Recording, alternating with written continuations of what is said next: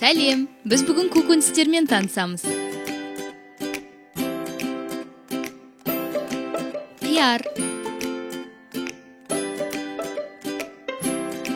қызанақ, сәбіз, пияз, картоп, қызылша, сарымсақ, орам жапырақ,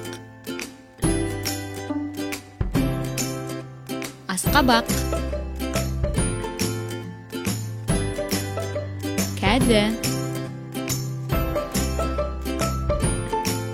баялды,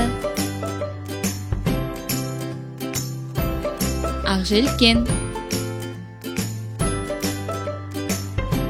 асбұршақ, аскөк,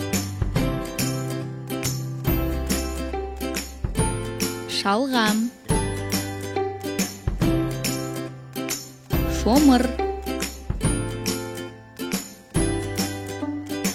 рауғаш,